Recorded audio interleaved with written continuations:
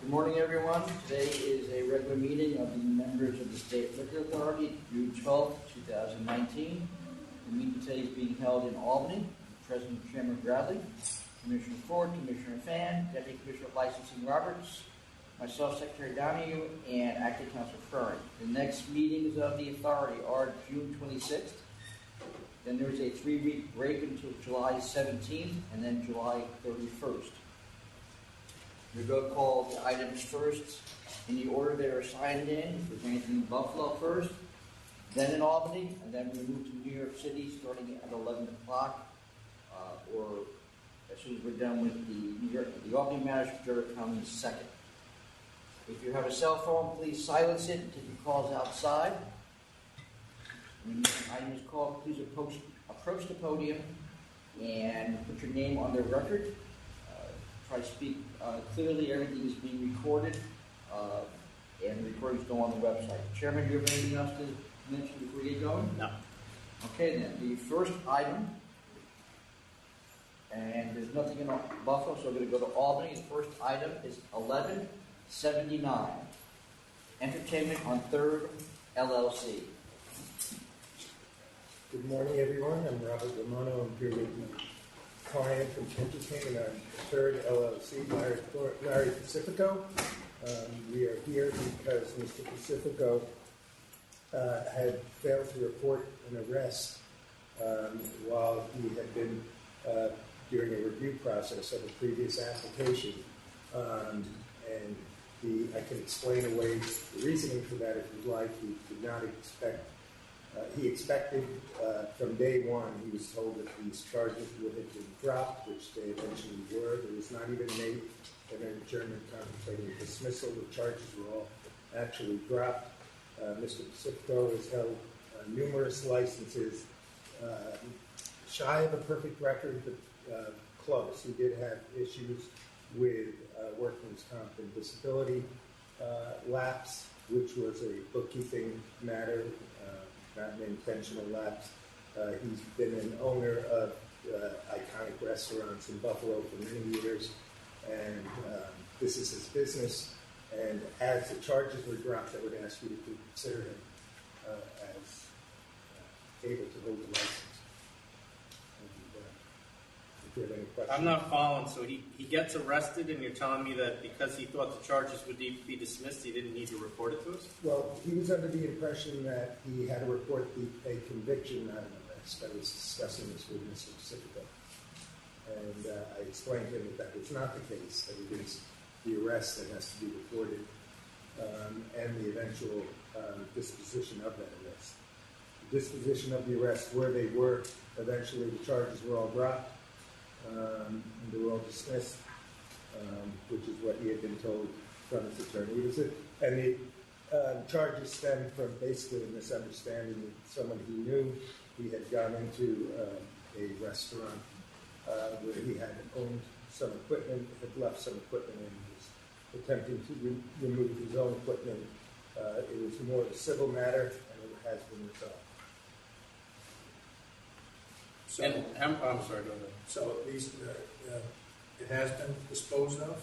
All charges were dismissed. And I have submitted that. And I have the one here. Would you like to see? Yes, I will. Mm-hmm. I don't think I've seen it. Just double check just to make sure. Yes. And he has at least 2 cancellations previously. Larry, you can explain. One of the cancellations, he had surrendered the license, not knowing he was going to be charged because the restaurant closed, not knowing he was going to be charged with the workman's comp lapse.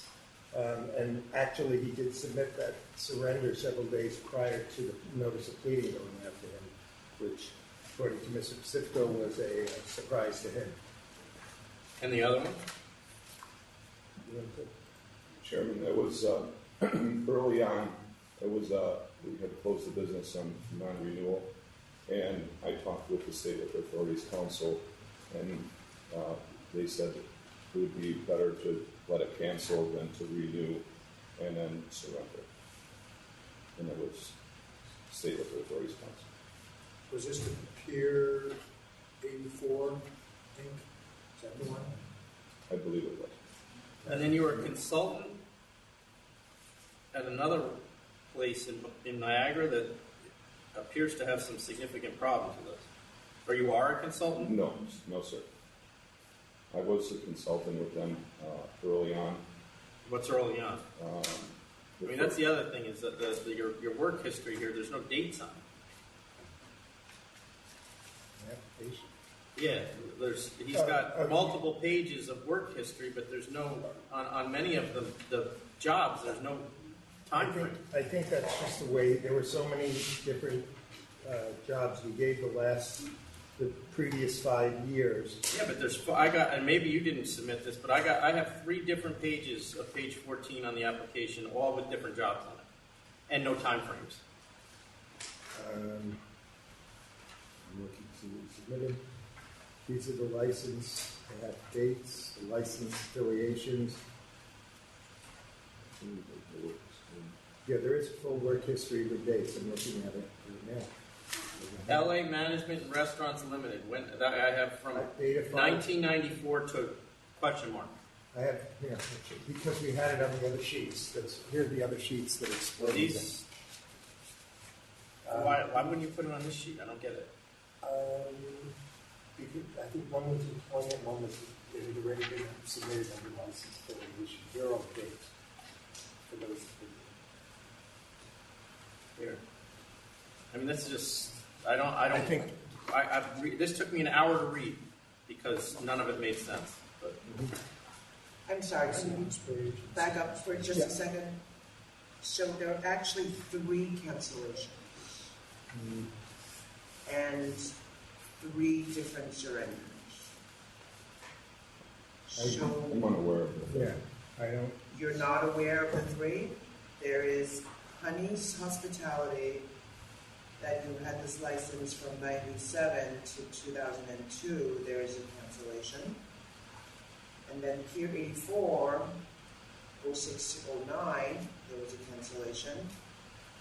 And then there is Original Honey's Niagara Falls from 2012 to 2016, that's the 3rd cancellation.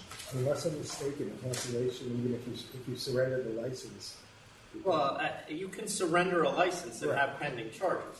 Oh, no, I know, but if I surrender a license in good faith and there are no pending charges, I Well, you have 2 years to bring pending No. charges.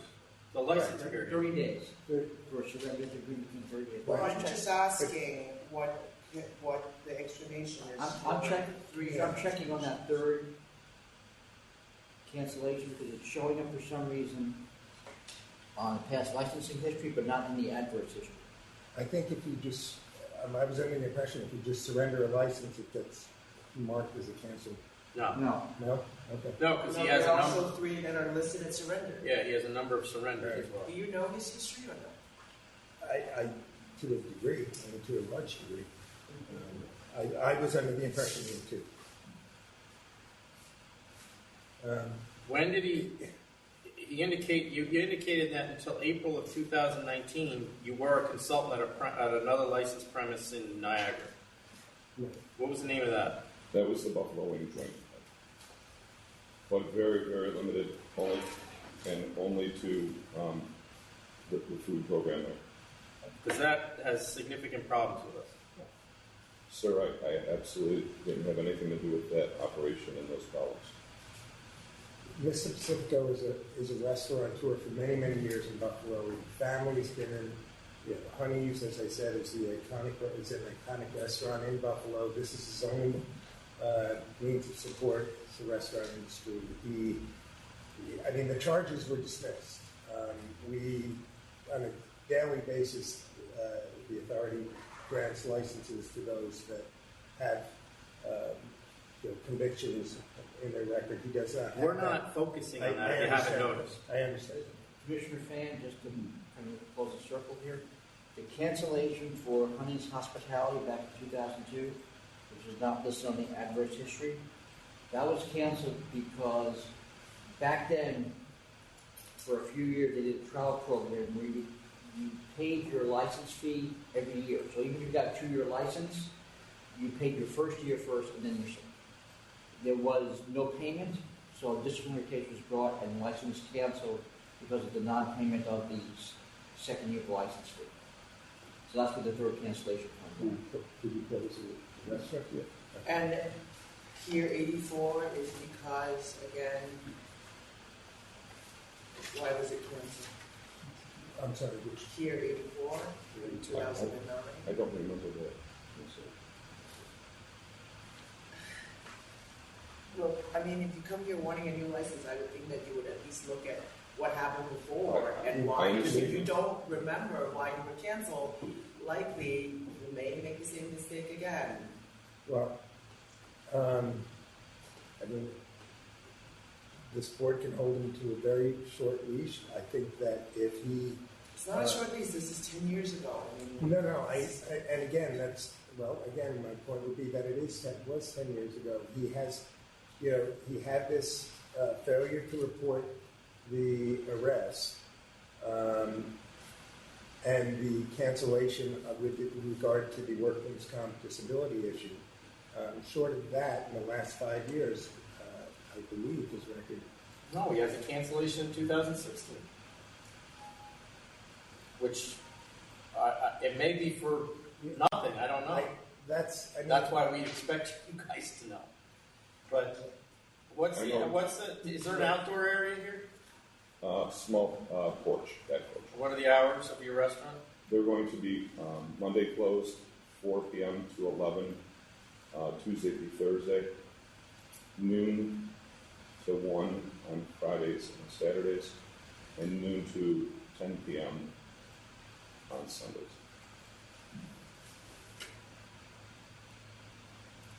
Are you having security? No, Music? just yeah, just back. It's a small neighborhood pub, and all the other locations I had to depend on management, and this one I'll be able to run myself, So no supervise it myself, No manager. no manager, supervise it myself, pay the bills myself, maintain the standard myself, So we can hold you totally responsible. totally responsible, sir. Yeah, but it concerns me that you don't know why your prior licenses were canceled. Ma'am, I knew 2 out of the 3. I don't know about 34. What do you got on that, Mr. Do Donovan? you have, Pier 84. do you have partners on that one? Is that why you don't know? No. Pier 84. 313. That was the one that was canceled for being non-bona fide for the change. That we have in this, we don't have, The one you don't have is the Honey's Hospitality. right.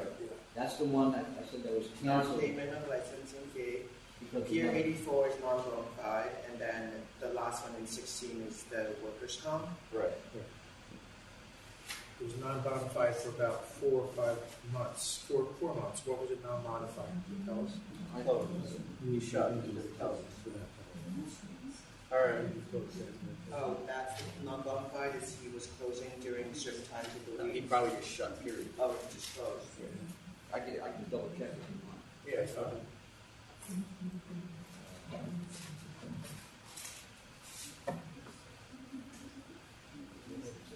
What are the hours outside? It's same hours as the restaurant? Yeah, and seasonal. No manager. Just to point out, he's never had a served for minor charge. He's never had disorderly. I don't know if that's true, but I see 2 of them. yeah. According, no, not that he knows, not that he's aware of. 18-year-old, Pier 84, Yeah, the 2007. the period the investigator went to the location, found it was closed, went to another of his locations, spoke to the applicant who said, "Oh, we changed the hours and then we closed in November 2007." All right. All right, any other questions? Ready to vote? Yep. Commissioner Fan?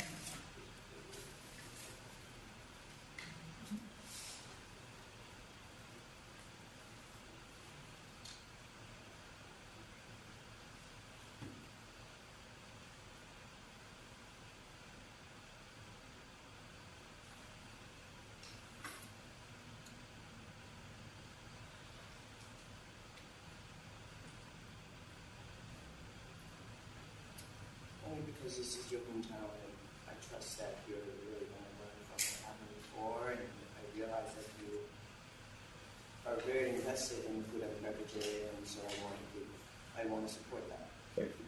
I won't let you. What's the reason? Just background. Just background. So with no manager, no security, background music only, I will go to midnight across the board. I go to Mr. Brown. I demoted you again, sorry. Commissioner Ford. I thought your hours were reasonable, but considering, I think, is Niagara County a 4 a.m. closing? It's a 3 a.m. 3 a.m. Erie's 4 a.m. So I think your hours are reasonable, the size of the place and everything. So I'll go along with Commissioner Fan and give you, although you said 4 to 11 during the week, and you said what, till 1 on Friday and Saturday, I'll give you to midnight across the board as well. Thank you, sir. I'll vote to approve on the same grounds. Thank you.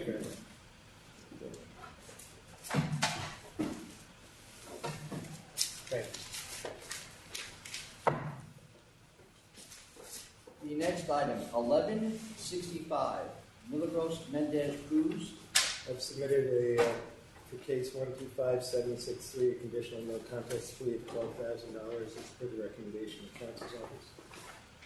Are they serving food now? I believe they've done they've cleaned the kitchen up and they are serving. So all the issues have been addressed? Yes. That's my question. No, I'm countering at 20. I'm familiar with the neighborhood. I'm familiar with the overload on the Newburgh Police Department, and this is if you notice, the charges are all identical almost, as well as a couple new ones from a year before or a year and a half before, and the place has only been open for 3 years. So the next time they come, I mean, this is a town that's having some issues, and Okay. if they do we have anything pending on this? Do you know if there's anything pending? I don't believe so, but there may be, but I don't believe so. Hang on a second. I haven't. And the last thing they need, the police department is something contributing to more problems that they're having. Now, this is it right now. So I'll counter at 20. I don't know where they are. But I'll go along with 20 as well. I'm not authorized to accept, so. you'll get a letter. Yep. And, Next. and I want to say this, it's really because they're completing the same things like purchasing an unauthorized source. There's other one, books and records, retail premises, so that's the reason for my vote. Okay, the next item, 1156, Addie's Wine and Spirits, Inc. This is case 120075. I submitted a conditional no contest plea of $2,000. The licensee has explained to me that they have undergone reordering that will bring them up to 25%. So I'm actually going to counter this at 4,002 because I licensed this place. I remember it. Right.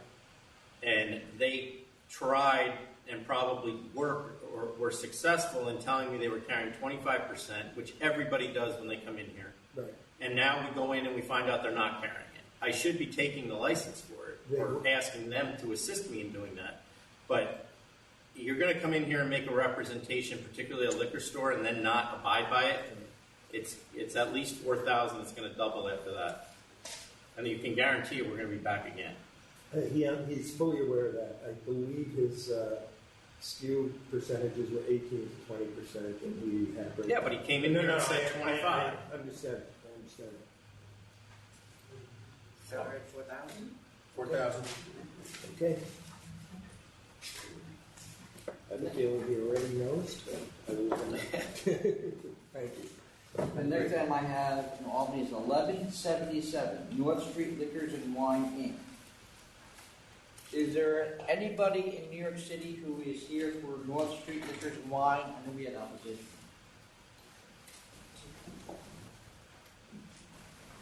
No one's here. All right. Is anybody here for that? Come on up. Come on up. Good morning, Chairman. You're opposed to this? Yeah. Oh, okay, they're here. Okay. Tom, what were you asking? Is anybody in New York for this? I was checking if no one's signed in. Oh, did you think there was or not? Well, I knew there was opposition. Oh, okay. Okay, go ahead. I'm sorry. Good morning, Chairman, Commissioners. I'm Karen Greco from Glenn Associates and Deepak Kumar from North Street Liquors. Okay. Can we just hear from the objectors first? Come on up. Just state your name and So my name is Dinesh Sharma. I'm owner of Park Circle Liquors in Middletown, New York. Which liquors? Middletown, Park Circle Liquors. First closest. Okay, go ahead. Yes, sir. I'm here to oppose the thing. I'm doing the business for the last 30 years in a very honest way. And like this store breaks the law, like right and left. And How do they break the law? They don't have a store yet. the Oh, I'm saying it's an alteration. I'm sorry. an Okay. alteration. How are they breaking the law? So breaking the law starts with selling it to minors. This store has been caught a few months ago with selling it to the minors. Is that true? Huh? We don't have any of that. Yeah, 2012. There's nothing in the last couple of months. let me see if there's anything. All right, go ahead. I'm sorry. It's happened. And now the thing is, sir, the owner of this store owns the cab company. And what I'm hearing all over the town now, they're delivering and to the people and not checking the IDs. In what? And not checking the IDs. Like you deliver the liquor, but don't check the IDs. That's And- hearsay, though. What is? That's hearsay. Yeah, that's my saying, and that's what, I've been there in the town for 30 years. And with me, no violation, nothing, doing straight, I'm doing the business in a very honest way. And to me, my concern is when I see this in New York State, there's a law, you see something and say something. And I'm seeing and I'm hearing and I'm there. I'm his closest place, close to him. And now the thing is, I can give you the phone numbers right now. You can call them in very truthful way. The second company is owned by the Indian company, Syndicate Company in Middletown. These guys are mostly 101% Indians. They used to come to me. But now what happens, they come to my store, they put the cash on my table, they don't want to pay the tax. And I say what the heck? Why you don't pay? Mr. Deepak don't charge us the tax. And I say in which way he don't charge you the tax? He said if the bottle is $20, straight 20. I thought it's just I let it go. I just thought it's a mistake. It's somebody's trying to pull me around. Other time my wife was working and I was in the back. The guy came from the gas station from some place and he didn't know because they changed the name from Casey Liquors to North Street Liquors. And mine is on the North Street too, so people are mistaken sometimes that this is Park Circle or this is North Street. So he came to my store. The guy don't know me. He said he went to my shelf, he picked 2 bottles of Hennessy's, put on the counter, and $100 bill. My wife brings the thing, he said, no, it's $100. My wife said, who told you it's $100? And he said, that's what we talked over the phone. My wife said, who you talk to? And he said, is this North Street Liquors? He said, no, this is Park Circle. Oh, this one is a Deepak store. And I actually shook my mind. I said, who the heck in the world is says you don't have to pay taxes I'm not doing the community service. That's you guys want to go out of business because this guy's our guy and he just serves us and I say I've been here 30 years, buddy. I haven't seen this kind of business anybody doing it. But this is open. If you go to the town, talk to any Indian, open. This is like a cash depot. How we guys gonna survive? If we have this kind of people who don't care, have no But sense. see, sir, the time to tell us this is not when somebody's getting an alteration to their liquor store. There's Sir. there's umpteen different ways you Yes, can sir. file complaints. Yes, sir. Did you file any?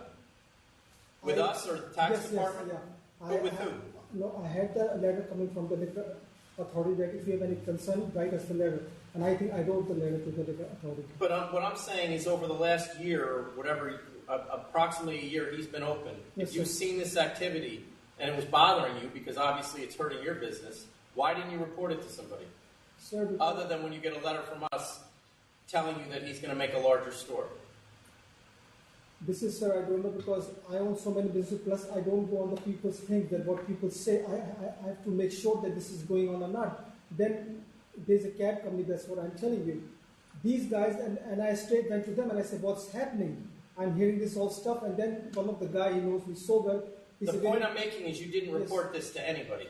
I didn't report it to anybody. Yeah, I just spoke to a few of the police officers, Would you have if he was not trying to build a bigger store? What, please? Were you going to report it to somebody? Yes. Who?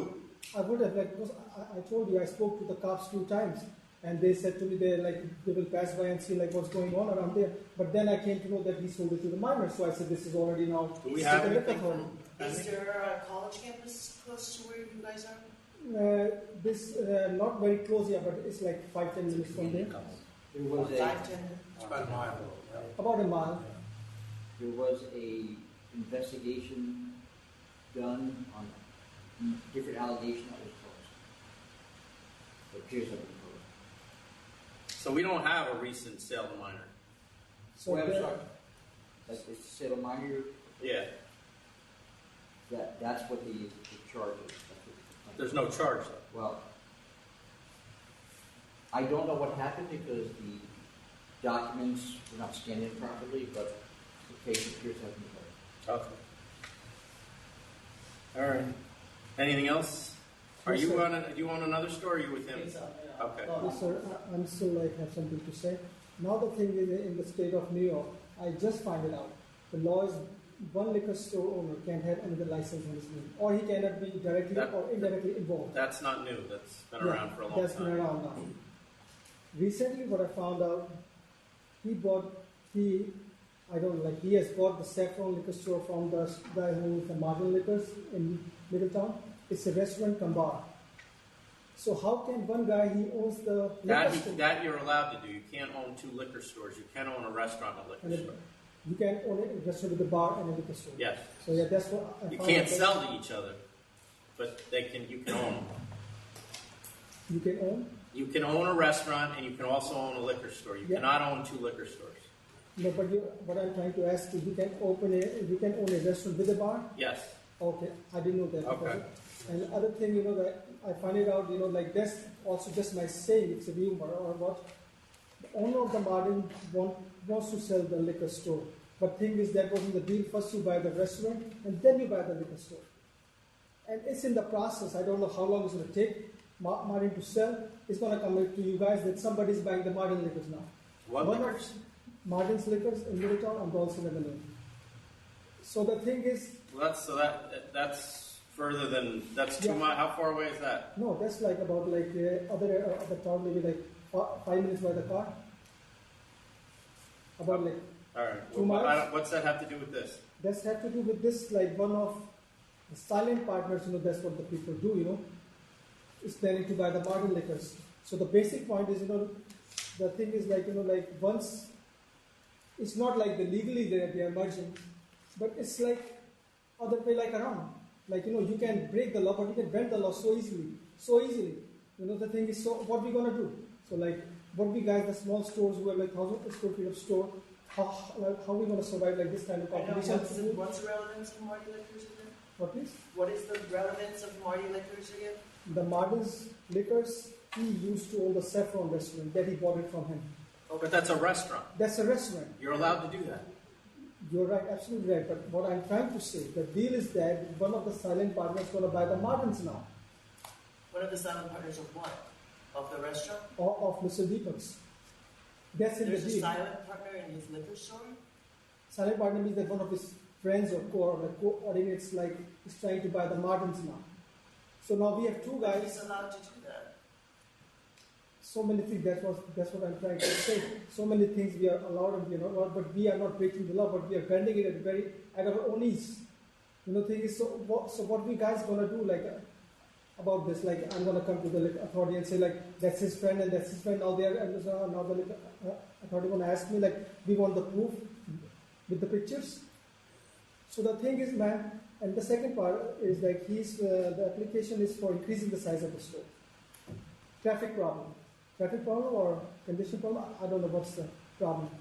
The thing is, this store is there for last 40 years, at least 40 years, because I'm there for 30 years. Mine store, his store, most of the stores, they even don't have the parking in front of the stores.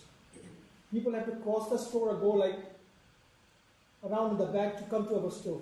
This store has 3 cars parking in the front, 6 cars parking on the side, and he wants to increase the size of the store. So that's what my question is. The parking, there's no parking problem. There's no parking issues. That's The really issues- something for the town to deal with. Sure. I mean, we take parking into consideration, but we can't. Yeah, you're right. It's But the zone. thing- It's based on zoning. You're saying, you're right, but my basic point to you is like the increase of the size is just, they want to increase the size of the store. So this is just an excuse. Parking. Okay. You get the parking, tear down the building, make a new building, big building.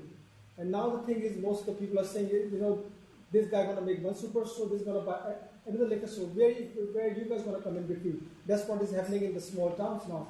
The people merge together, but they are not together. But they are merging. All right, we have another guy to listen to. So, Sure. all right, thank you. You're welcome. We have your written stuff as well. Thank you. What store? 97 Manhattan Avenue, 4, West Main Street, Middletown. What's your last name? 97. What's your name? Gene. I'm the president and the owner of the business. Okay, go ahead. I want to mention the location. I don't know if you are familiar. It's located on 17M Highland Avenue in Middletown. This business, North Street Liquor Store, has been established many years, but the area is changed, of course. The 17M is the borderline of town of Middletown and town of Walker. Across this street, there's a small site, small park. The town of Walker made it Korean War Memorial Park.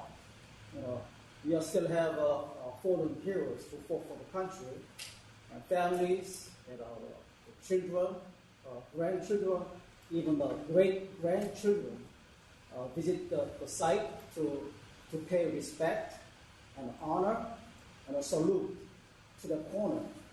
Now, this store is already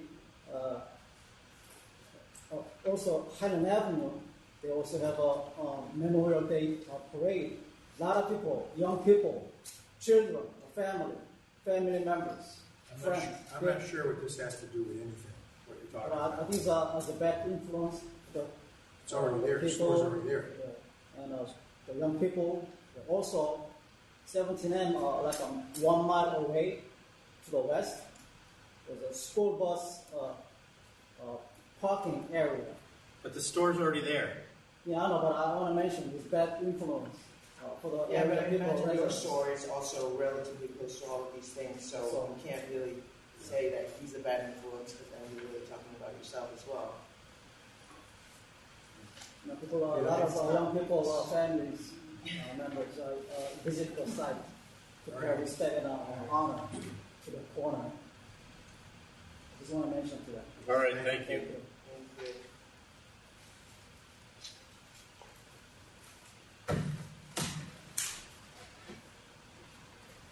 So is you own this building? No. You have a landlord? And the landlord is is going to take up this expense of demolishing the building and then rebuilding a new building? Yes. You are the back? Yes. And I'm sorry, who are you? Karen Greco. Why is he doing that? Huh? Why is the landlord doing that? He wants to do it, he wants to upgrade that. I think it's a very small building. If you look at it, it's a very small, tiny store. And It's the building is a standalone. You're the only tenant in the whole building. Right, yes. It's really on a pretty small lot, to be honest about it. I'm looking at it, thinking, how are you going to double your footprint or triple your footprint from 500 square feet to 1,500 square feet? It's pretty big. It's taking up just about the whole lot, it looks like to me. No, it's going in there will be a basement. We're gonna pump the Oh, it's basement. 1,500 first floor and basement. Right, total, So- total 2,800. If it's 500 square feet now, is that correct? 7, Is it? It's area 500, it's a freestanding building, it's 500 square feet, no separate storage, no inventory displayed in the retail area. So 500 to 1,500 is tripling the size of the store. That's Right. correct. So I'm looking at it, I'm looking at a lot, wondering how that's gonna fit. It's been approved. The town has approved it. Town has approved it? The city of Middletown has approved City it. of Middleton approved with 9 parkings. True. And you do have a letter of support from the mayor as well. We do, yes. Where's it says estimated cost of alteration, $175,000. Where are you getting that number? That's the number that the landlord had indicated was the cost to rebuild. $175,000. You're going to build a, what'd Well, you that say? was the initial cost. I think it was a loan for $300,000. So, I mean, the demolition is going to cost you $50,000. well, he's got $300,000 available. Perhaps when we were first starting this process, Well, how much money is he putting into this? None? no, just the increase in inventory. Is his rent increasing? Yes, By how much? rent is about $1,000. $1,000 a month? Yes. That doesn't make any No, sense. So this guy is no. putting in, I'm done. So it says your rent amount is $3,300 a month, increasing 5% annually. Is that after, is that the new Right. rent proposed? All right, that's a new rent. That's a new Yeah, rent. you have. Who owns the LLC that owns the building? Who owns the LLC? Surjeet Basu. Who? Surjeet Basu.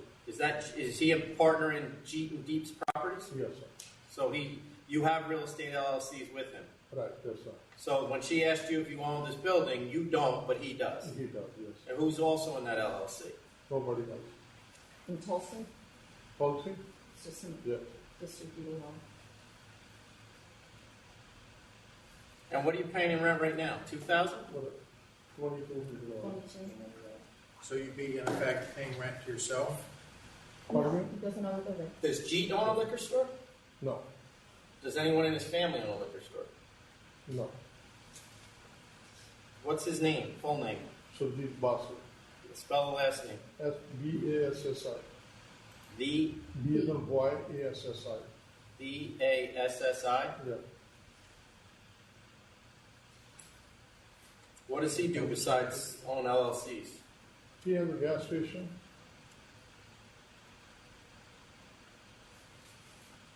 And he's the only member of Tulsi LLC. Yes, sir.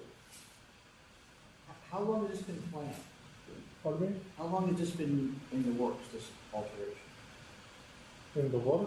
How long have you been planning to do this? Or he's been planning to do Oh, I think in the from last 4 or 5 months. Yeah, But started with the town, town's approval. this? Well, I just presume they got the license. That's all. Yeah, I know. There's something going on here. I don't know that I figured it out, but I don't know that I'm comfortable with it, so I'm voting to deny. Because I don't see how you can charge $1,000 extra when he's putting in a building 3 times the size of what's there right now, plus it's brand new. So there's something happening here. Maybe is he a silent partner in the liquor store? Oh, sir. You sure? Yes, sir. And I misspoke, it's 1,400 and 1,400 per floor, not 15. And the landlord would take under recommendation if you feel that that is too large of a building, he will take the recommendation to decrease the size. What I have a problem with is the fact that he's literally building a brand new building from the ground up with demolition, and all it's going to cost your client is $1,000 extra a month. Well, as I said initially, when we started this process, that was the number that the landlord had thought would cost. But he does have a loan for $300,000. No, I'm talking about the lease that he signed already.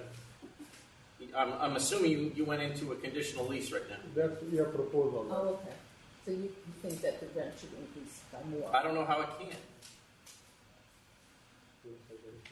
I saw pictures of the building he's in right now. It's almost, it looks like it's I don't know what I would call it, but it's certainly nothing fancy, and the one that they're building is going to be fancy. But I'm going to vote to deny. Commissioner Ford. I would have voted to approve with a smaller footprint, but nonetheless, it's denied. I'm going to vote to deny too. I'm just not comfortable.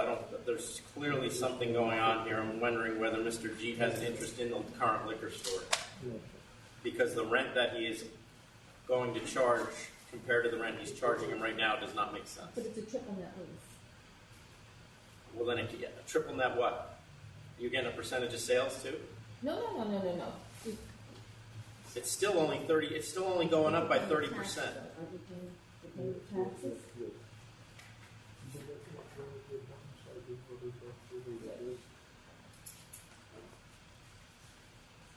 Let me just- He pays $2,300 now, and it's going up $1,000.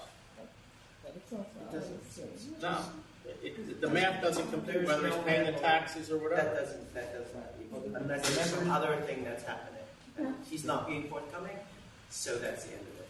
Members have voted. Next item, Thank you for your time. 1158, DePercenti Distributing Company.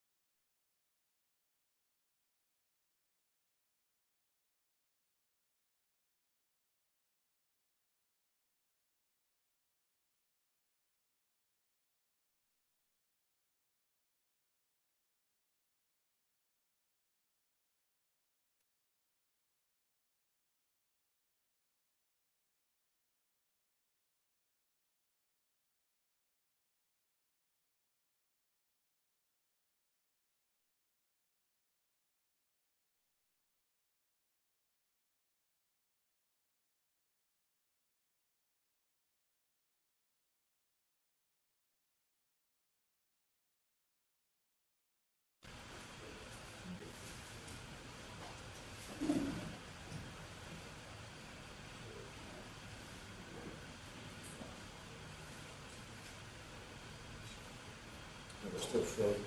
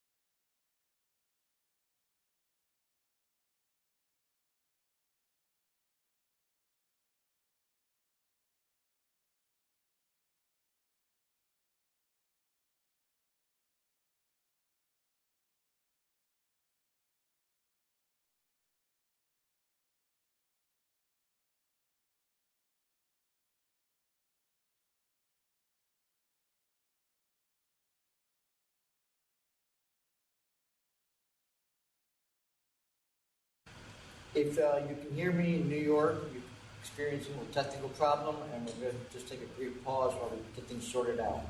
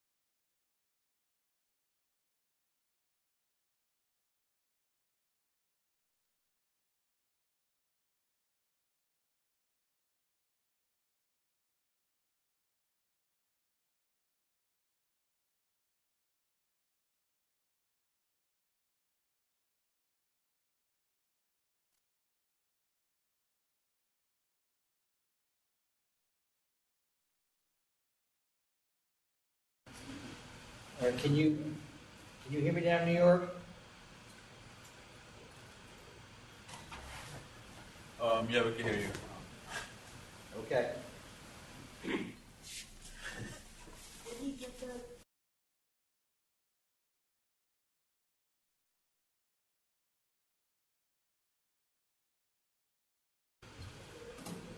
All right, we're back on the record after a brief recess.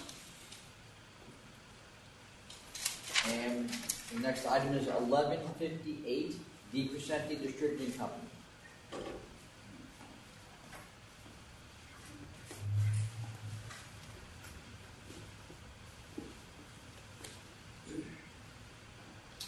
Please state your name for the record, please. Good morning, Mr. Chairman, members of the authority. Ross Piscatelli, counsel for Di Crescenti Distributing Company. I'm here with C.J. Di Crescenti and Carmine Di Crescenti III. We submitted a CNC plea May 21st and a letter of support on May 31st. So, I think I understand what happened here, but just for the record, can you explain it? Regarding the first charges... More of the Schmaltz thing. I know the first charges are kind of... Yeah, so in short, we purchased the brand distribution rights to the Schmaltz brands. They were sold in the market. Unbeknownst to us, a couple of the brands were not properly registered. Brand labels were not properly registered. As soon as we discovered we're on notice of the error, we immediately, obviously, discontinued sale, did a full audit of all of our brand label registrations, and have since instituted and are in the process of instituting additional safeguards so that our computer systems will no longer permit the sale of any unregistered brand labels. It seems like a lot of guys got caught up with the failure of that manufacturer to brand label their product. That's not, correct. I mean, other retailers as well as. That's correct. We've since discontinued that supply. Okay. So so this computer program will check all brand labels going forward? What happens is it won't be able to, if it doesn't come up that it's properly in the registration docs, it won't be, instead of the sale is denied, and it also have, if there has to be a re-registering of it, we'll also get a warning on that too. And you brought a third party in to do that, or? Yes, he is our software company. Yes. So this is only for a period of about 3 months. I'm sorry. Yes. March to June. The Schmaltz thing was actually 2 weeks. That was early, yeah, it was 2 weeks at the beginning of the year, I believe. We sold the product for 2 weeks when we got notified. Yeah, it was only about 107.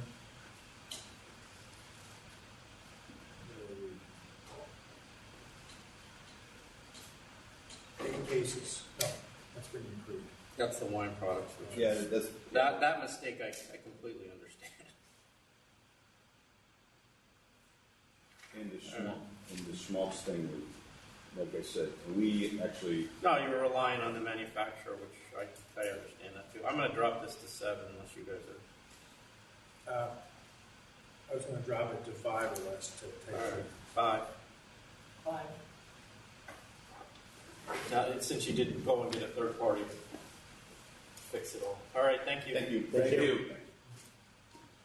All right, the next item, also in Albany, 1143, Royal Temple number 148 IBPOE of W. Elksing.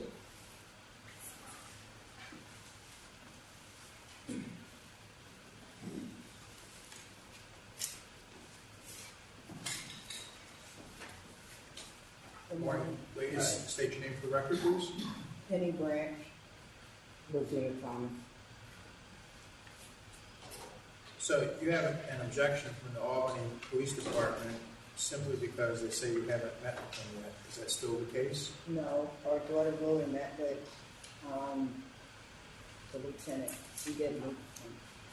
What do you have to show us for that? Do you have any letter from him or anything that changes your position officially? No, sir, we wasn't informed that we had to bring a letter to show that she met with him.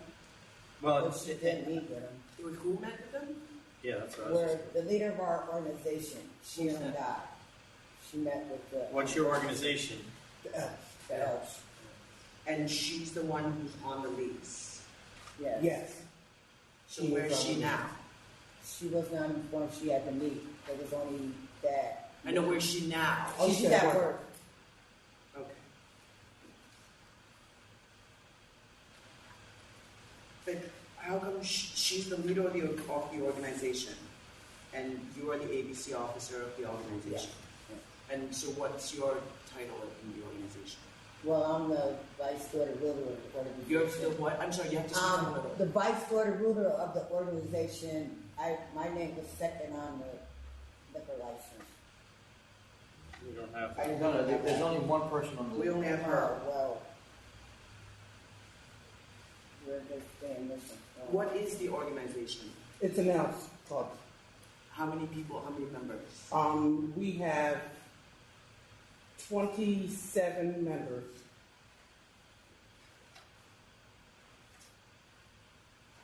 Okay. And what is this location here? It's 4 Tenike Avenue. It's off of Delaware Avenue at Delaware and 2nd. Okay. And you plan to have a full kitchen there? You're going to be serving food? Yes. It's members only club? Members and the guests. And their guests. Members and your guests. How many guests can a member bring in? We don't have a limit on how many they can bring in, but the place only holds between 50 and 75. How many? 50 and 75. 75 is real crowded. I don't know. I think I want to see a letter from the police saying that they've met with them and that they withdraw their objection. Yeah, that's kind of where I am too. I mean, they objected to it, and I don't see anything else that would cause me to vote against it. But since they did officially register a letter of objection, we need something from them in writing that says that they're no longer opposed to it. Okay. I don't know if you want to just adjourn this till next hearing or what. We can adjourn to next one. We'll hold it over to June 26th, Okay. and then you can get that letter to us before that, so members can get it before the meeting. Okay. All right. Thank you. Okay. Thank you. Good luck, ladies. Thank you. Next item in Albany, 1196, Robert Mazza, Inc.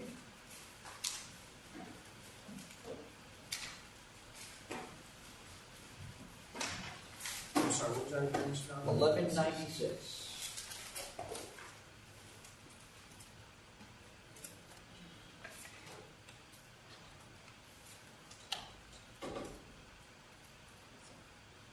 Just put your name on the record. Good morning. I'm Charles Crampton. I represent Robert Mazza, Inc., and this is Mario Mazza, one of the principals in the organization. And we are here in terms of a conditional no contest plea presented to the board in response to some charges that were brought as a result of actions by one of the licensee's former solicitors. And we have submitted the conditional no contest plea with a statement of mitigation and then a supplemental submission, a statement of mitigation to the board, and just wanted to put that before you as well. We had agreed to a conditional no contest of a fine of $80,000 with no suspension and or other penalty, and then in the supplemental statement of mitigation, we just make the request that if possible, at the discretion of the board, if the penalty might be reduced slightly, we would very much appreciate that. Okay, can we take 2 minutes to talk to council?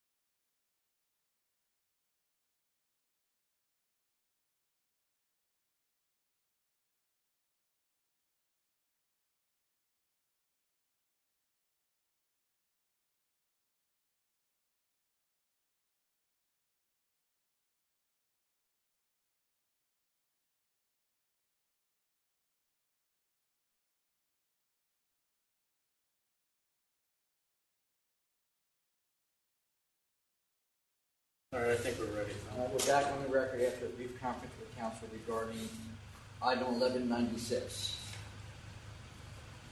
I think we're ready to vote. Commissioner Fan, I'm gonna take 80,000. Commissioner Ford, I'm at 80,000 as well. And I'll accept it as well. And the compliance training. Thank you. all right, I don't have any other items signed in Albany, so we will move to New York. First item, 1180, Riverview Catering Corporation.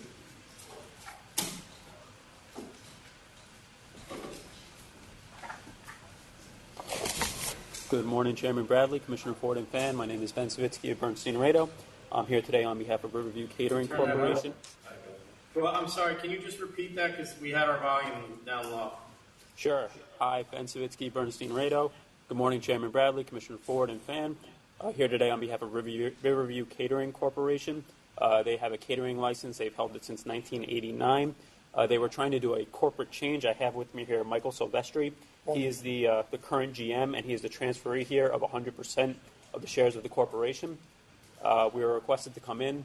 I believe it is because the previous application for a corporate change was denied, and the reason for that was that they were using a power of attorney, which the State Liquor Authority does not allow.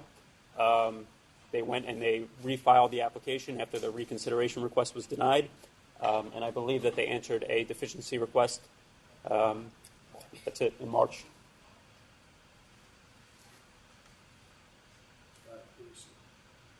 Yeah, and this isn't. So the licensee is gifting this to a long-term employee, is that? That's correct. Michael has worked there for 23 years. For the past 15, he's been the general manager.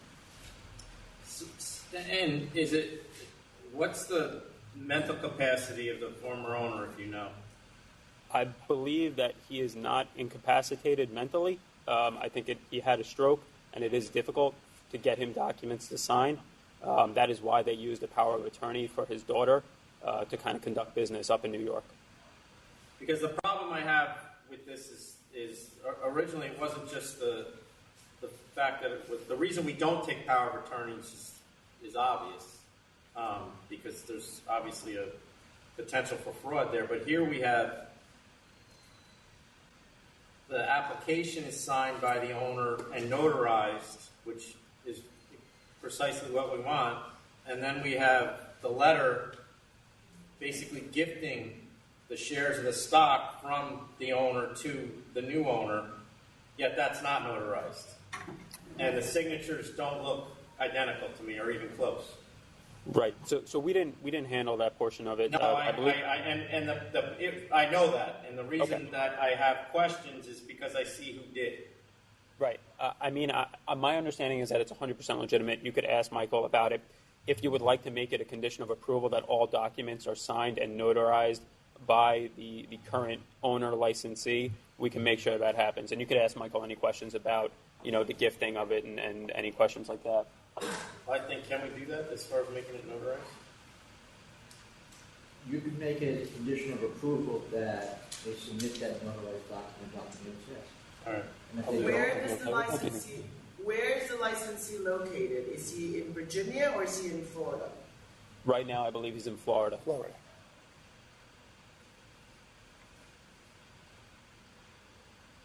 Did he once live in Virginia? Yes, I believe he previously lived in Virginia. Oh, and Michael was telling me that his daughter, the power of attorney, the person who holds the power of attorney, lives in Virginia. No, I mean, if the notary, if he can get these things notarized, we can make it a condition. We just a gift letter, is that what you want? Yeah, that's the only thing that I have questions about because the previous affiliation concerns me.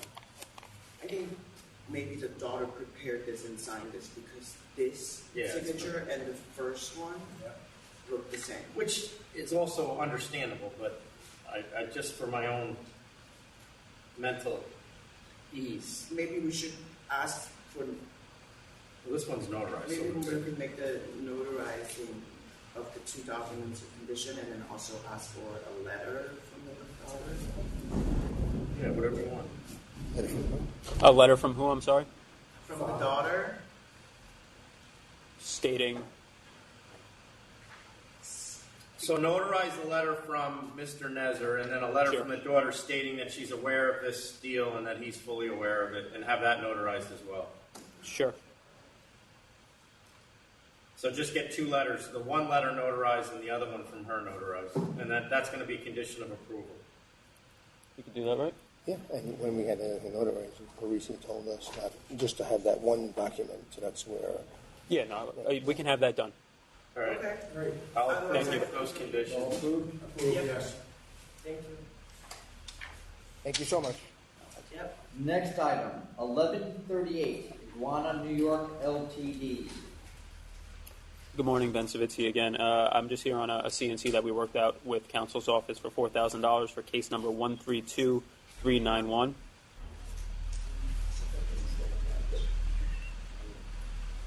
I'll accept. It's becoming a bad place. 2 disorderlies in 2 years. Too much excitement going on there. I'll be sure to make sure that the licensee knows. Thank you. And I'll accept 4,000. The next item is 1191, Carnitas Deli, Inc. 11 what? Sorry. 1191. Yes, yeah, good morning. Deli, Inc. Hold on for Yes. a second. Hold on for a second. This was the item held over from the last meeting. Yeah, good. I postponed the last time because she was sick. The applicant. This is a license for a new license for a grocery store delicatessen in Uniondale. Can you put your name on the record, please? Henry Warakomsky, Warokomski. Who's with you? The licensee, Maria Urias, and her daughter, who's going to interpret her, because she doesn't speak English that well. And where's Catalina? That's her mother, That's right? Yeah. wait. Yeah, Who? Catalina's. She's one of the applicants. Yeah, she's one of the applicants. Yes, she's at the store working it. So the two of them are partners, and the daughter is whose daughter? Her daughter. It's Catalina's daughter or Maria's daughter?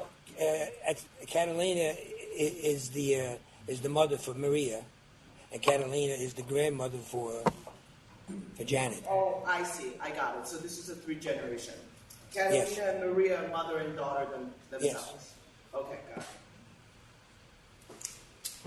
Are they aware that the previous license here was canceled in 2017? Well, that was a bar here before. It wasn't a grocery store. It was a bar. I know, but then they also had a license that was canceled. Which one? The one in Uniondale? Because she sold that place in the little night bar. Yeah, that was canceled in January of 2018. Yeah, because she had sold that premises. Yeah, she sold it with open charges. Or she didn't sell it, she closed it with open charges.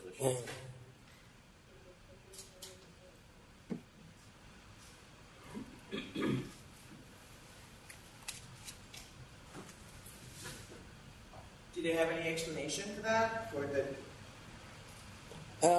She had somebody representing her, and she thought it was taken care of. I had nothing to do with it. I didn't know anything about the open charges.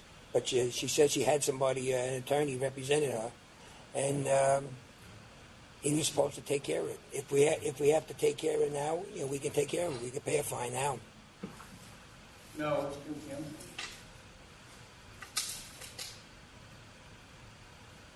What's the A? The AX is no wine product? Just beer? A is just beer, AX is beer and wine product. Do you Oh, have I'm sorry, go ahead. who works the cash register at the grocery store? Who works the cash register? ¿Quién trabaja cobrando en el deli? ¿Yo? Who works the cash register? She does, Maria. Okay. So Catalina's going to work Monday through Friday, 8 to 12, and Maria's going to work Monday through Saturday, 6 a.m. to 10 p.m. Is the store open on Sunday? Is it open? Yes. So who's working Sunday? What hours? Uh-huh. What hours? From 6 to 10. The store's open from 6 to 10 on Sundays. Yeah. They're both, most likely, their boat will be there. Maria and Catalina. And they're aware that this is only beer. They can't sell any wine product. Yeah, it's off. They know it's an off-premise beer, right? And it sounds like they're going to have hot food available there. Yes, I think we submitted a. There's no drinking there. Are they aware of that? Right. Yes. Because it was a restaurant before. Well, it was a bar restaurant for years. Yeah. Well, if this turns into a bar, that's going to be the end. No, she's running a delicatessen grocery store. Yeah. No, we've heard that. Nah, All right. I'm going to approve. I'll approve. Good luck. I'll approve. All right, thank you. Thank you so much. Why would somebody with the AX out there, why would you just get the A? I don't.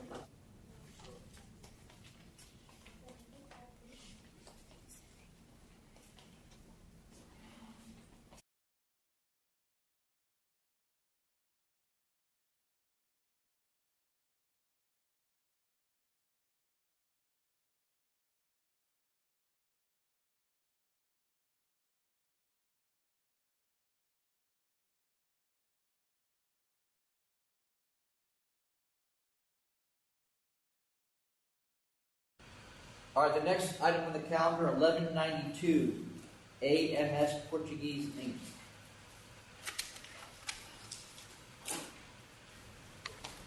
Good morning. My name is Abel Monzon.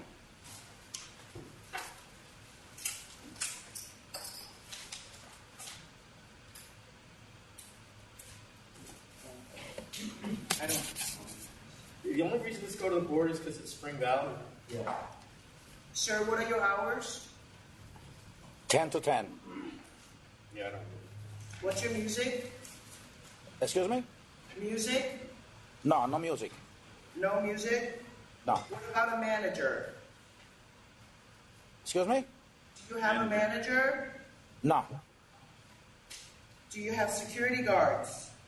No. All right, with background music only, no manager, no security guards, from 10 to 10, I vote to approve. With a letter of no objection from Spring Valley Police Department, I vote to approve as well. This place was. What are you buying this place? Yes. Okay. Yeah, I'll vote to approve as well. Good luck. Thank you.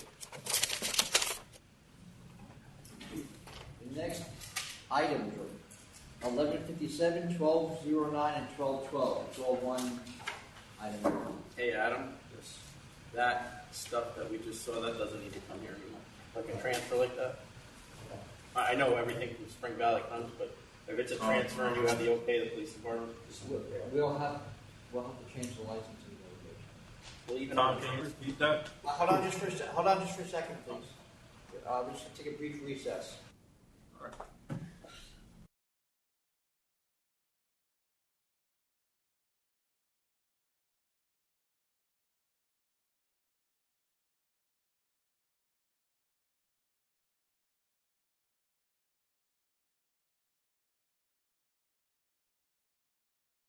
All right, we just took a brief recess. We're back on the record.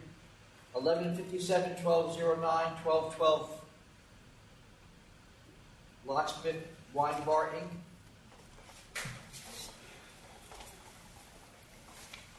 How are you?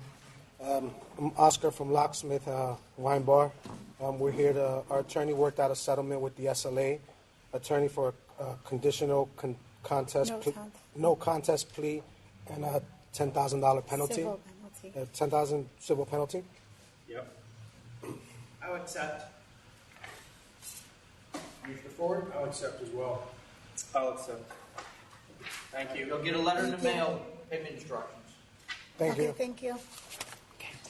Next item, 1213A, Fantastic Restaurant and Lounge Corp. If I could have a second call on this, I'm just waiting for my client. He's coming up in the elevator. Thank you. 1185, 6905 Cindy Liquor Wine, Inc.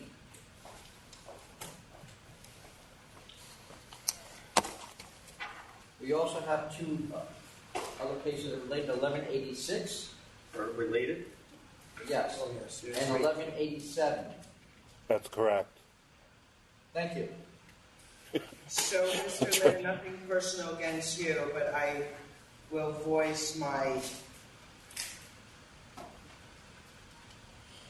dissatisfaction with the fact that when people are being charged with co-op buying or colluding, that the licensees then are collectively represented by one council. It kind of confirms. Put it out there. It kind of confirms what we suspect. Well, if you would just indulge me, I want to set forth exactly what transpired. Can I go? Okay. With me today is Kwok Kin Woo, who's also known as Irwin. He's to my right.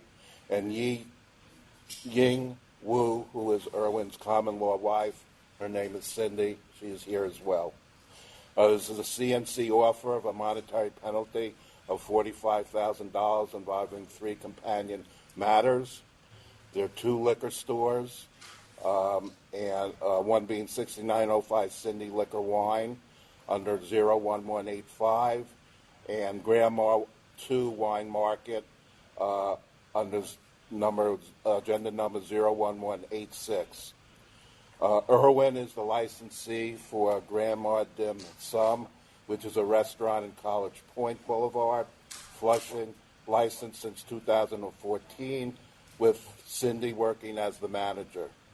In 2017, Irwin bought 6905 Cindy Liquor on Roosevelt Avenue in Woodside. And in 2018, Cindy bought Grandma 2 Wine Market at Austin Street in Forest Hills. The authorities' charges are for interstore trading, buying product from an unauthorized third party, and that Irwin lied to an investigator when initially confronted by him in this investigation.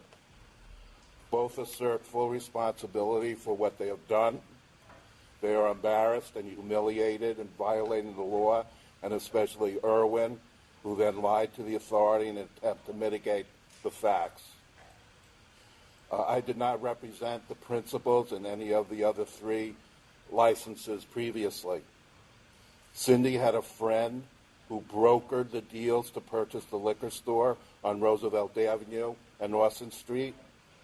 He brokered these deals well above market value and then suggested liquor purchases from another store for significant discounts. He took advantage of their inexperience and naivety, but the bottom line is it was their own greed. They now understand it is their responsibility to understand the liquor law, especially as to interstore transfers and liquor purchases. Lying and attempting to cover up was a panic reaction by Irwin, and he knows that's reprehensible. For this young couple, this is their entire livelihood. The large monetary penalty symbolizes to them the seriousness of the matter. Violating the law is not who my clients are. Irwin's initial lying to the agents is reprehensible, and he apologized for saying. And as to the current operation, Irwin works full-time at his liquor store on Roosevelt Avenue. Cindy works at the Austin store with her manager, Edison, who used to be Irwin's manager at Roosevelt Avenue. Irwin has not been to the Austin store premises since the charges against him were filed by the authority and will not be involved in its operation in any kind whatsoever. Dim Sum is managed by Irwin, overseeing the operations, and I would just ask that under these circumstances, you possibly understand why I'm representing the 2 and hope that the authority can be somewhat understanding. There's no excuse for not knowing the law, There's no excuse for violating it. They understand the consequences, and they would ask that a $45,000 fine be acceptable to the authority. So, here's my view. If he didn't know he was breaking the law, which I don't believe, why would he be lying to our investigator? I'm not looking for an answer. That's the question I'm asking myself. And it's a legitimate question. And he had a nice little setup here that he could buy in bulk at significant discount, not just for both liquor stores, but then bring it to the restaurant as well. And that pretty much breaks every tenet of the ABC law as it applies to purchasing alcohol by a liquor store and a retailer, on-premise retailer. And the reason those laws are there, which you know as well as I do, is that so that there is an even playing field. He's in one of the most competitive markets in New York State, if not the country, for alcohol sales. Yet he decides that he's going to buy, and she decides that they're going to buy two liquor stores relatively close to each other and operate as if they're one. And this isn't even close to enough for me. One of these licenses is going. And I'm of the opinion it should be the one that he owns, which is, which one is it? Roosevelt Avenue. The Roosevelt Avenue one. And then I'll take the other two on CNCs, on your CNCs. But he's going to have to cancel and bond the liquor store. Chairman, can I just make a comment because of the seriousness of this situation? Yes. Unfortunately, what has transpired recently is the expanded amount of expediters who have been licensing individuals, as well as attorneys who really don't practice state liquor authority matters, that are licensing licensees. And what they do is they take a check, they file the application, and they don't give any information to the individuals involved. Now, it's true, however, that Irwin was licensed since 2014 at his restaurant. And, however, sometimes you are naive. And in addition to that, we've seen, unfortunately, in our society today, where people lie. We see it all the time. Yeah, but when they get caught, they panic. We do see it all the time. And it's probably to a certain extent become acceptable. But it's not acceptable here. We rely on people. No, I'm not saying it's acceptable. All I'm saying it's a mitigating circumstance. It's not somebody who... It's not mitigating. See, that's the problem. It's not mitigating. The fact that he lied is not mitigating circumstance, or the fact that people accept it. We expect people here. Nobody's under oath. We rely on them to come in here and tell the truth. Our investigators rely on them to tell the truth, which he didn't do, which caused us to do more work, which wasted resources that we don't have to waste. Not to mention what he did. There's supposed to be a level playing field. He had no interest in that. So that's where I stand. Somebody loses a lot. One of these licenses goes away. And venal intent does not matter at all. We see a lot of times in our industry where we have, in essence, criminal enterprises where people own 2 or 3 liquor stores, but they do it. They plan on doing that.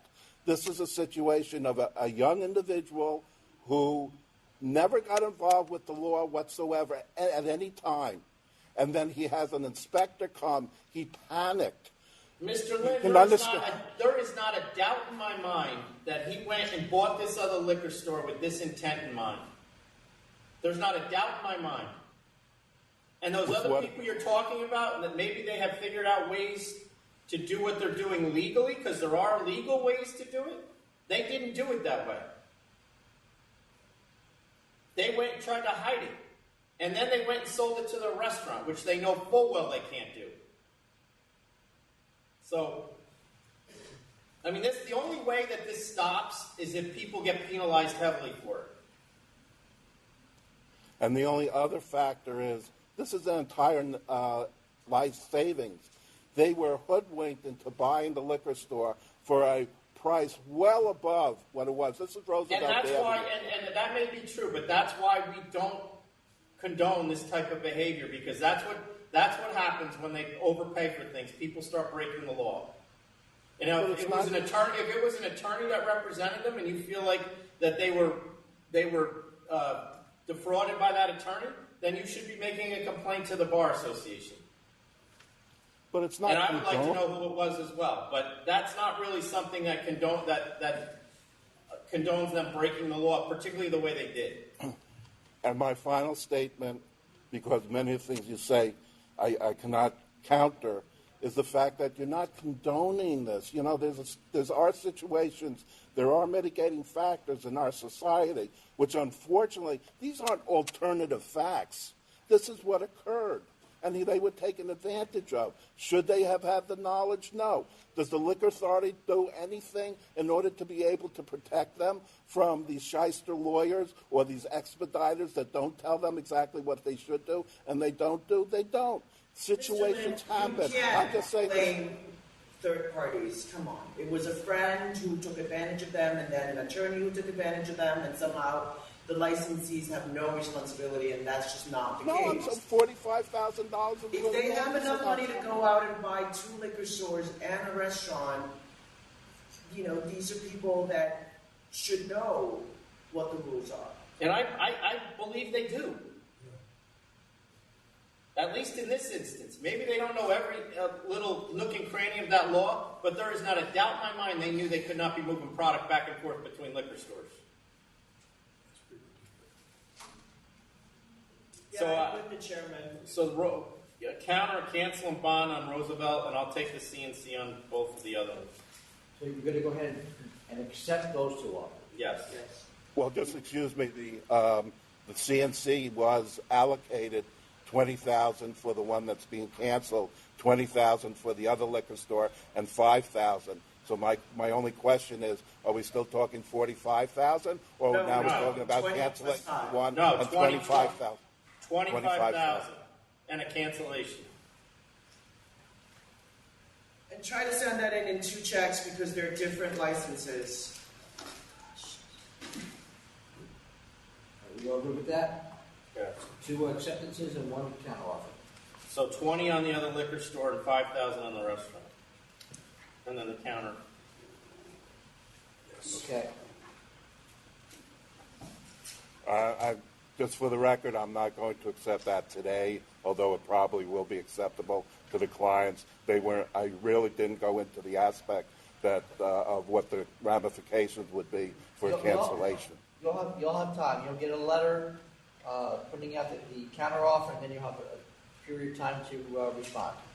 All right, thank you.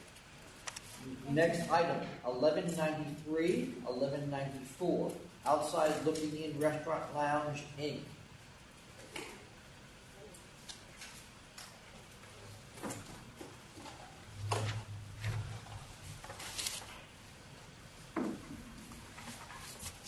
Good morning, everyone. Hector Tirado here, representing the client. The licensee could not make it. He had a death in the family, and he's taking care of that.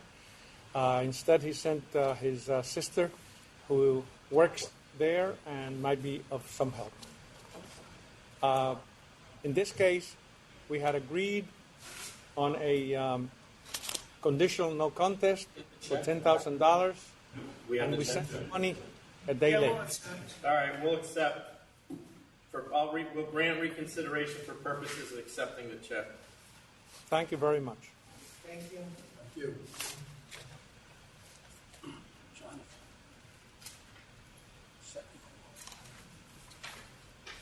Mr. Buscemi, are you ready with your client?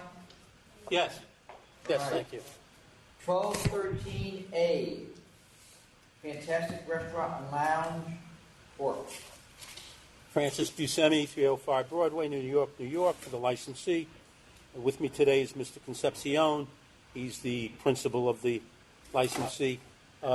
This case stems from a summary suspension. There were 5 charges. I think the driving force with regard to implementing the summary suspension was charge 1. It was an unfortunate incident which took place outside the premises. After the hearing, charge 1 was dismissed concerning a disorderly premises. Nothing happened on the premises. This happened outside. It was a bad situation outside. Did happen. But, well, they were customers, right?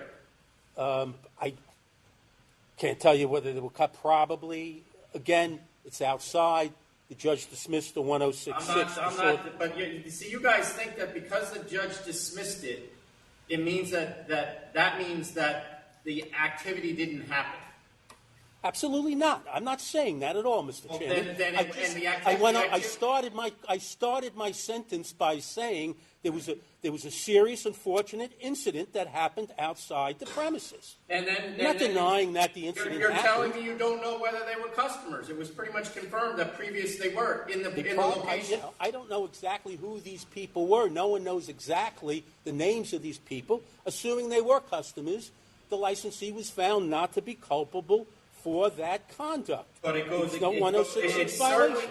It certainly contributes to the police focal point, doesn't it? Yeah, I'm not saying that it does not. And I'd like to address charge 2 was also dismissed, and that was the change in method of operation situation. So that also was not sustained. There was no evidence that there was any change in method of operation here. I'd like to address charge 5 next, because I don't understand how that could possibly have been sustained by the ALJ. Charge 5 involves failure to supervise activity on the licensed premises. And the ALJ specifically talks and references double parked cars, the valet service, patrons outside of the premises, nothing taking place on the premises. In fact, there's really no problems inside. Unfortunately, there's a lot of parking going on, valet parking, double parking, and that has contributed to problems outside. So your stance is that they're not responsible for even the front of their location? No, I didn't say that, Mr. Chairman. I'm looking at charge 5. Charge 5 is a failure to supervise the licensed premises. The case law is very clear. It only concerns activity which takes place on the licensed premises. I'm not saying that the licensee is not responsible for activity that may take place outside the licensed premises, in front of, adjacent to the licensed premises. That has to deal with charge 3 and charge 4. I understand that. What case are you referring to? Because you don't cite any for that proposition. I can go back to, I can get you another case. I'm not asking you to go back. I'm asking you what case you're citing right now. You're telling me the case law is clear. There's none in here. I don't have the case off the top of my head. I know the ALJs have noted that. I think this agency has noted it. J.A. Rocks, okay? J.A. Appellate Division J.A. Rocks case. Having said that, so I don't understand how charge 5 was sustained. Now, with regard to charges 3 and 4, and look, we didn't want to go to hearing on this. We tried to do a CNC and reach a resolution with the Liquor Authority. Unfortunately, that wasn't permitted here. You know, we were offered cancellation in bonds, so there was no point to agreeing to anything like that. We went to hearing, and in fact, charges 1 and 2 were dismissed by the ALJ. You've heard my argument on charge 5, and again, it's the J.A. Rocks case, if you need a case, Appellate Division. Now, charges 3 and 4, the health, safety, and welfare rule violation, and the focal point of violation. And what I want to point out here, and what I think is really troubling and very problematic, and the judge references it as well in his decision and finds it problematic, is, and I've had a number of cases, and I discovered that in the cases I had, when I started looking at these call logs, I was noticing the same person, an A. Torres, with the same phone number. As it turns out, I've had other cases prior to this case, and then I started looking at it for this case. This is the same A. Torres. I've got a place up in the Bronx, a case pending up in the Bronx, where this A. Torres is making 311 calls about a place in the Bronx 5 miles away from this place. A. Torres is making calls on this place, And then you have an A Torres making calls at another case that I had, which is about 6 blocks from this. So, and the judge found the 311 log to be highly suspect. This is unreliable evidence. It's been used in a number of cases by the Liquor Authority, knowing that this issue exists. So it's not only highly suspect and unreliable, but it borders on being exculpatory when you know that you have an issue with 311 calls, and a lot of this case is based on the log. Dismiss 1 and 2, sustain 3, 4, and 5. Go ahead. Commissioner Fan? I'm a cancel and bond. Commissioner Ford? I'm a cancel and bond too. This place just has a sustained pattern here, so I think it'd be better if we went.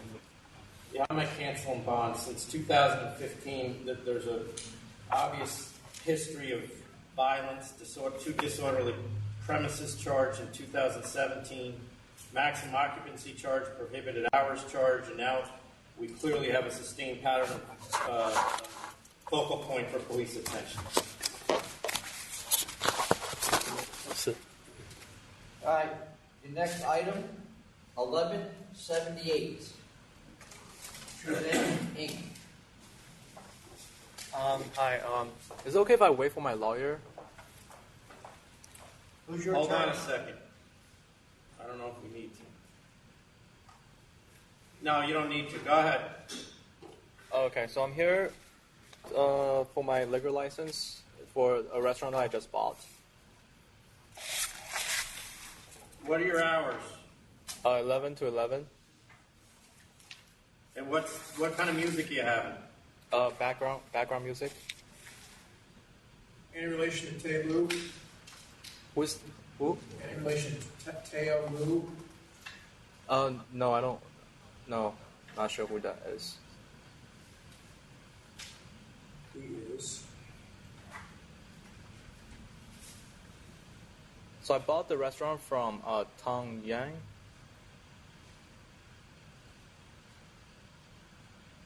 Who is Tao Liu? That's what I was asking, because he's been denied before. I have no idea who he is. I bought the restaurant from Tang Yang. How'd you find it? So my brother knows the chef of the restaurant, and he told me that the owner was going to sell it because he couldn't obtain a liquor license. And what was his name was what? The owner? That's the last Tang. Last name is Tang. T-A-N. T-A-N-G. Yeah, Tang Yang. Yeah. Okay. But you don't know him. I didn't know him prior to purchase of the. Is he going to have anything to do with this? No, he's not going to have anything to do with this. How much did you pay for it? $120,000. And you're going to keep working where you are? Yeah. So I'm a full-time employee at Twitter, but after work I get off work around 5, and then I'll be at the restaurant till 11. What are your hours? My hours? Yes. It's really from 6 to 11 weekdays, and then 11 to 11 weekends. You're only open for dinner during the weekdays? We're open for from 11 to 11 all day, weekdays and 11 weekends. to 11, 7 days a week. The restaurant, when is it open? 11 a.m. to 11 p.m. And obviously you will have a manager. Yeah, my brother is the manager. So do we have a personal questionnaire from your brother? I think we submitted a resume. So tell your lawyer that we need one. We need a. I think we had a questionnaire submitted. But I don't. Oh no, he does. Is he? No, you're Pete Chow. What's your name? Pete Pei Chow Tao. Yeah. So we don't have one from him. We just have one from you. We need one from him. You can put that in. That'll be a condition of the license. What experience do you have in the food and beverage area?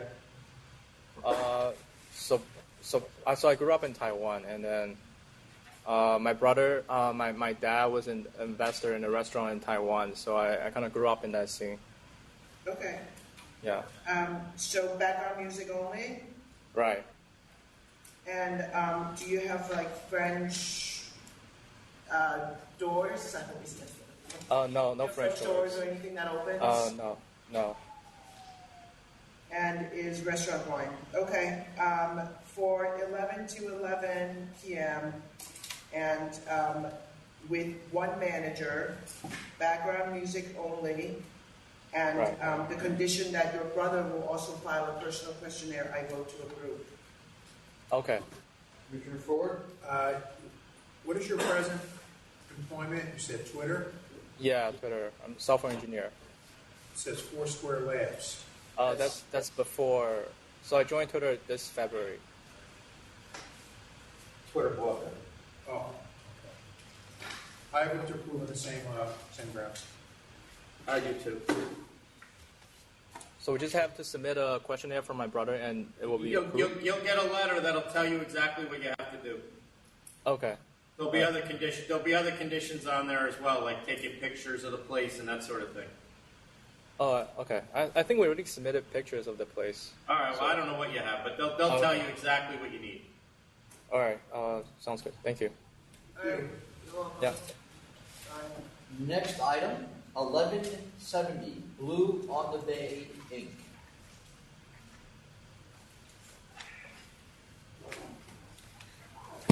Good morning. My name is Michael Bosco. I represent the licensee, Blue on the Bay. The principal, Mr. Levin, due to personal reasons, was unable to attend. I'm here primarily just to inform the board that based on the violations that Mr. Levin received, he is going to submit method of operation changes to adhere to his original application. What's taking so long? Sir, unfortunately, just he made on the spot business decisions to adjust. You're missing my point. What's taking so long to file the method of operation change? We don't have it yet. What did we disapprove? Oh no!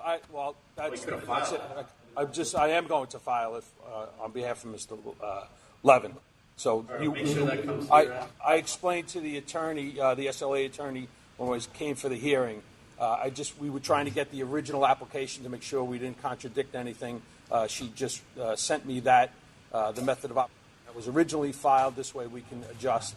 Also, just let me point out that the community board I submitted to the SLA attorney. The community board has no problems with this operation, with this premise. And in fact, they had no objection. And again, I understand it's not the proper way to do it. But when he renewed his license, he did put that he had a DJ, and the community board had no objection to that.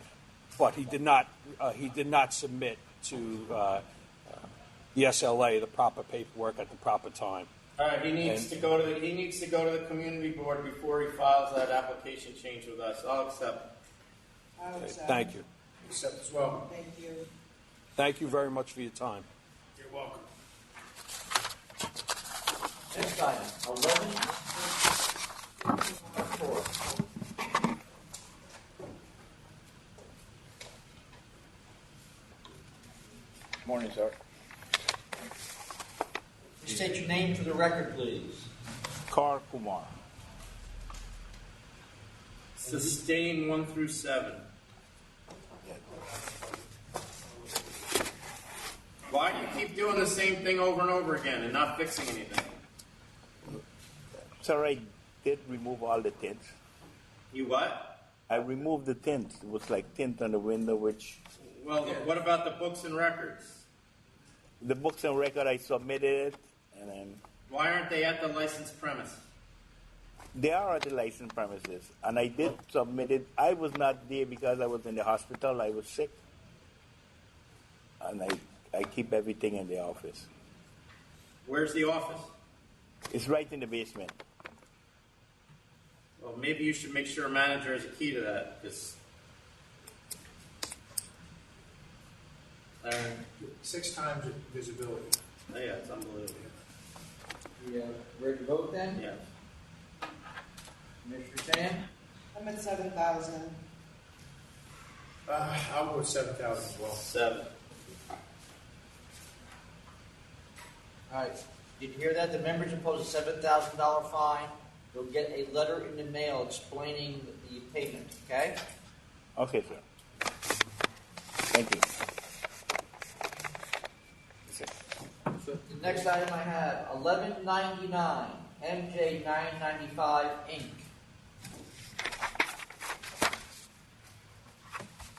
Good morning, Commissioners. Thomas McCowan on behalf of the licensee. This is the only matter I have on the agenda today, and it's a CNC for $1,500, but the only way I could get up before you was to present it as a CNC. I have a question. I'll look for clarification on it. I just want to give you some of the background, and I think it will be important. This is a local tavern on the west side of Manhattan. It's been in business for years and years. 2 owners, 3 or 4 employees any given day. In this instance, a female patron came in, entered the premises, was acting erratically. One of the workers came over, addressed the woman, asked for ID. She started yelling at him, punched him, and refused to leave. She sat at the bar. She was not served, and the police were called. Initially, this was 3 charges: disorderly premises, failure to supervise, and unreporting a security guard. We don't have a security guard. We've never had a security guard. The approved method of operation disclosed completely that all employees are instructed to check identification, look for sale to intoxicated, etc. So based upon that, I'm asking that this charge be withdrawn. They did everything that was prudent. But the charge is failure to conform to application for having security and doorman. That's not part of their method of operation. That's correct. What's remaining is not related to the incident. It is related to the incident because that's how it was discovered. We have employees. We don't have a dedicated doorman. We don't have individuals that wear security shirts. It's just a tavern. Someone entered, and the situation was addressed. There were no summonses issued to the licensee. Are you saying that you don't have security guards? We do not have security guards. We don't want security guards. We don't need security guards. You shouldn't have submitted a CNC. Then you should have gone to hearing and said that. Well, the reason I did this, Commissioner Fan, I have a method to my madness. It's a very gray area because an interpretation that we need to have security, that's an expense for the licensee. And if you become a proprietary security guard licensee, if you do it in-house yourself, then that's a bump up in your insurance. So for this particular licensee, I recognize why it's important. I recognize the charge. But for this particular licensee, they don't have security. They don't need security. And they're being charged for that when they have no intention of ever having security. By virtue of the fact someone checks someone ID, if they shouldn't then be deemed a security guard. So what do you want? You want to withdraw the CNC? Well, I would like the charge to be withdrawn or dismissed, or in the alternative, I will go to a hearing. But I'm looking to hear from the members, in what circumstances does the act of checking ID become security, and therefore required. Is there a doorman that checks ID at the door? No. What was this person's job that checked the ID? Oh, he works there. Could be a manager, sometimes a part-time bartender, barback. Again, it's 3 employees. You have a couple people in the kitchen. You have an owner there. And in this instance, Mr. Cortez saw this patron walk in, acting erratically, and addressed it and said, "What are you here for? Do you have any ID?" She hit him and sat at the bar until the police were called and she was removed and arrested. So based upon that fact pattern, I think it's unnecessary and wasteful to go to a hearing. But if you want another set of eyes and ears on it, then What were the other 2 charges that were dropped? Disorderly premises and failure to adequately supervise. Yeah. How long have these owners owned this restaurant? This licensee has probably been here a little bit more than a year. One of the principals operated there for 10 plus years. So We have the same trade name. It's the Lion's Head Tavern. Lion's Head Tavern's been there for 15 plus years. This particular licensee, one partner was bought out by another, so we changed the corporation. So it's the same operation in the same location. Mr. McCallum, the police report says that at the time and place of the occurrence, the complainant, the employee, states while working as a doorman, the subject refused to display an ID before entering the establishment. Right, that's what the police referral has, correct. That's why he charged it. That's why the charge. Why Cannon charged it, is what he's saying. Yeah, that's why it was charged. But the fact of the matter is, that's the police officer's interpretation. Maybe he just, that's the way he transcribed it. So I feel it would be wasteful to go to a hearing based upon the fact pattern. And when does someone become security? I mean, well, that's pretty strong in case law, actually. Yeah, you can go to court for that. I'm going to accept. Commissioner Fan, could I have the courtesy of going to a hearing? I only put up the CNC because it was the only way I could get before the members. You know that's not how the process works. You can't test it is. like that. It doesn't work like that. Well, that's exactly what happened. So it doesn't seem to work right, but that's what happened. What are you going to accept? I would accept 1,000.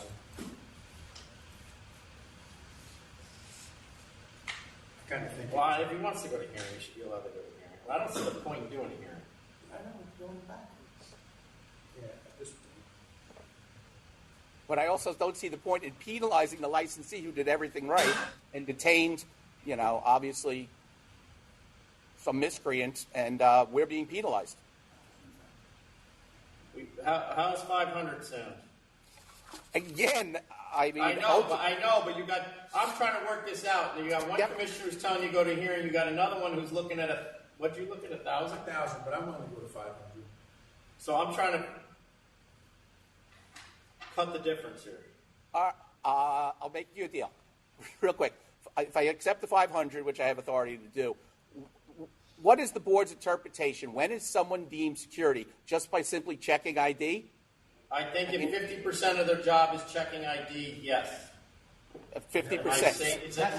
That's in the rules. That's in the Department of State rules regarding what a security guard is. 50% of your job is checking the entrance of the patrons, then yes, I would say that that's a security guard.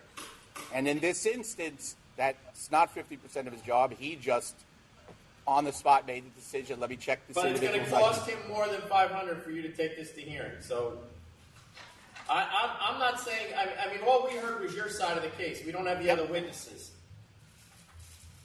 Right, and I'm not looking to... Which is, as Commissioner Pham pointed out, is not generally how these things go. So I will split the difference with Commissioner Ford and go to 500. I'll accept that 500. All right, thank you. Thanks for your time and attention. Yeah. Are we all good with the 500? Yes. Thank you. Yeah. Jonathan, I have nothing else signed in down there? Yeah, there's no one else here. Thank you. All righty then. Thanks, Jonathan. Thanks, We proceed with everything else? All right. 1129. Accept Kendall Bond. Accept. 1131. I'm at 6,000. Hold on. Oh, Dismiss 1, sustain 2, dismiss 3, sustain 4, 5, 6, dismiss 7, sustain 8. What are you at? 5,000. 5,000. It's all safety stuff. It's stupid. 5,000. 1132. Sustain 1 and 2. I'm at 10,000. Isn't it duplicative? Yes. The two charges, that's what I had, so no one was hurt. Oh, no, wait. What's the... No, I don't think it is duplicative. I think he's doing it under two different theories. Or sheet.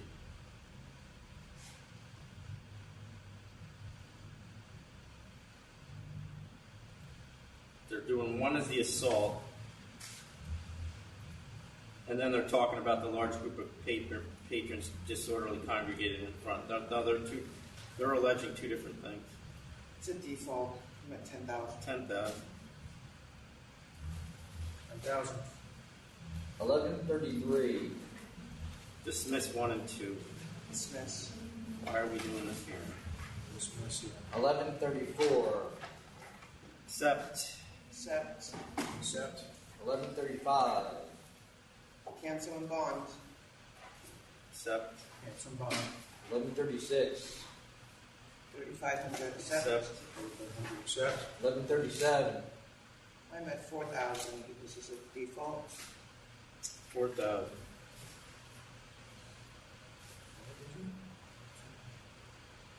She's ping because she jacked it for default. Okay, 4,000. 1140 and 41. 5,000, accept. Accept. 5,000, accept. 1142. Sustain 1 through 4. I'm at 5,000. 5,000. 1144. I don't know, they didn't show up. No, this is a mess.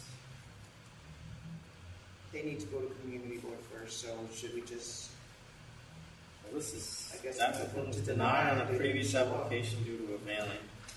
Seems like the son of the father. Denied for no CB. Oh yeah, they just denied. Nobody's here. They didn't go to the CB. It's a 500-foot case. At least the CB is saying they never went there. And the attorney or the representative is indicating that the CB approved when it's clear from their correspondence to us that they approved nothing. Why the same name, too? I'm denying. You agree with that? Yeah. 1145. 3,000, accept. Except Why did this take so long to get to the full board? it could be because of Clean up or something? well, it could be because of referral came in late. Okay, Sometimes they don't get the referrals. just a question. All right. No, it was pled back in July 2017. No, and it must have just got lost. We're trying to fix that. 1146. Letter of warning, accept. Yeah, I'll accept that's 66 years of Yeah. good history. That's an old bar. The Alpine, that's famous up there. 1147. So this is complete ignorance. It's a straight no contest. This is related to the retailer that was selling unlicensed or brand labeled beer. I wish they were here, but I'll go 1,000. 1,000.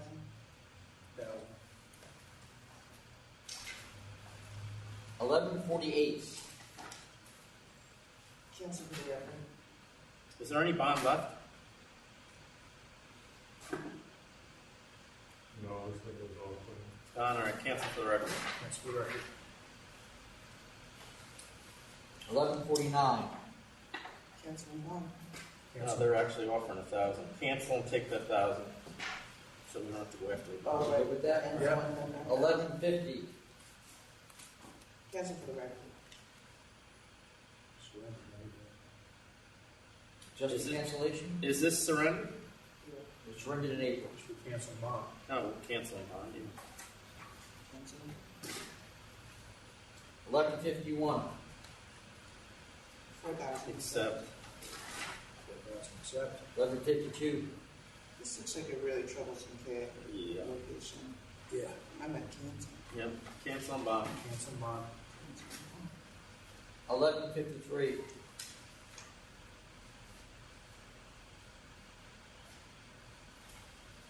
This is.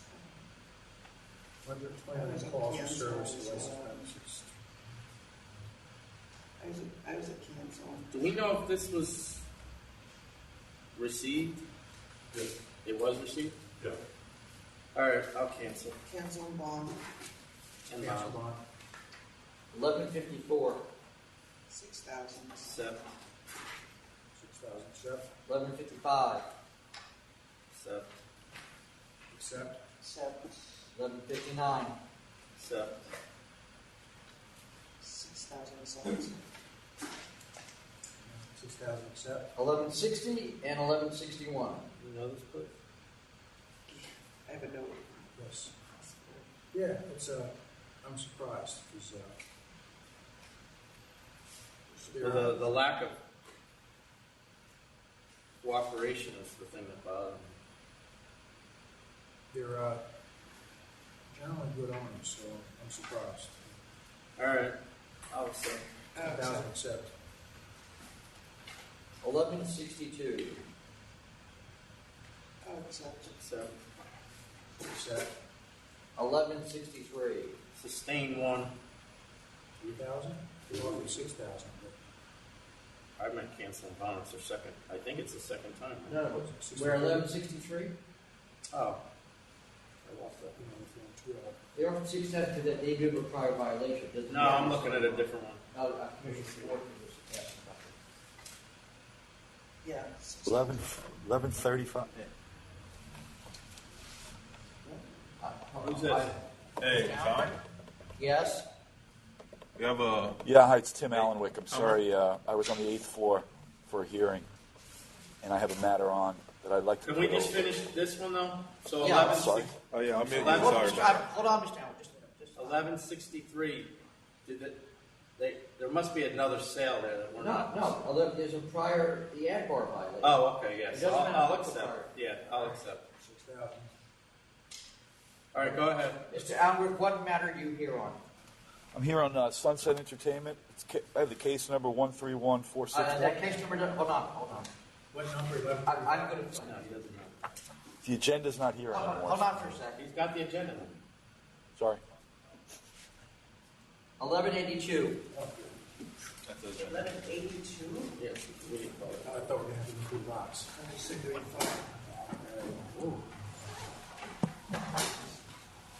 Okay.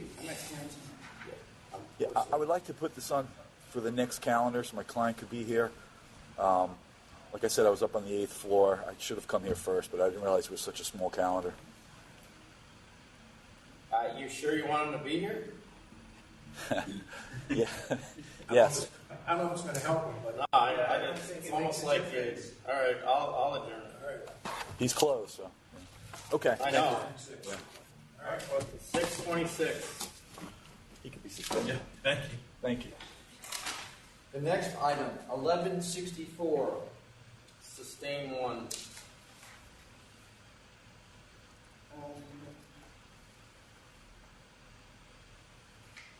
I don't know how much. Do we have to cancel the revolver? Can we suspend for a while, or?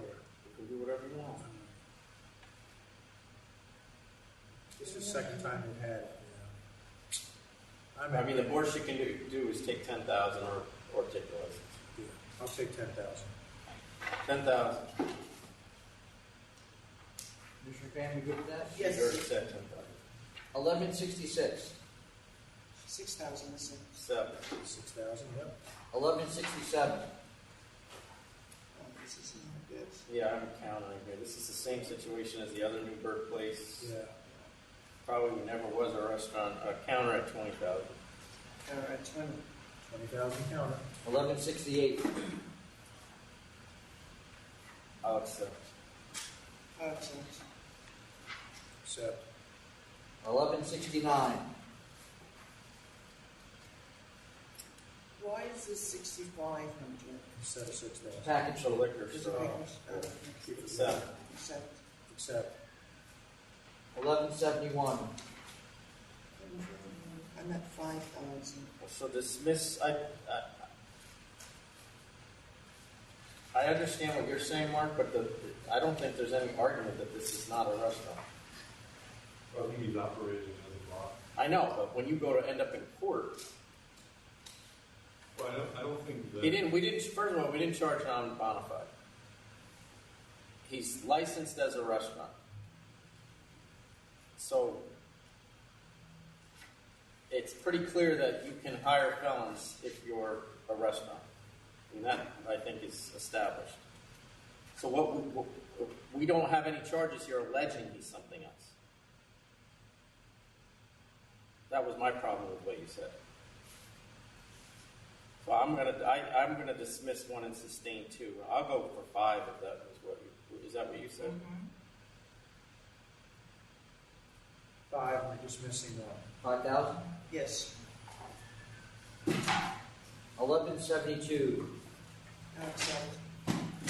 I actually saved that because I'm just gonna send Joe's guys in to do the restaurant thing. 1173. No, 72. I thought we had 72 or 6,000. Oh, I'll accept. Okay. 1173. $6,000. Accept. 1174. Accept. Accept. $6,000. 1175. Accept. $6,000. 1176. So Mark sent an email on this, and I actually had already written the same thing down on the paper. I agree with him on this. I'm going to sustain over the ALJ to dismiss the charge of disorderly premises. I think that you can sustain it just based on the fact that the security did absolutely nothing during the course of the entire incident and did nothing to decrease the likelihood it would escalate from a verbal to a physical altercation. They clearly suffered and permitted the activity, in my view. Why did we not charge unlicensed security? Any idea?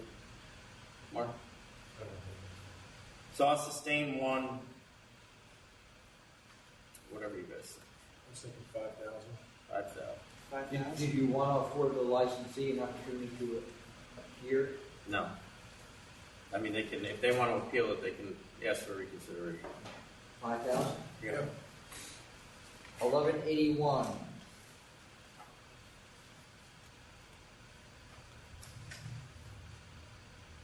I'm all right with you. Yep, I'm fine with it. I'm okay with these changes.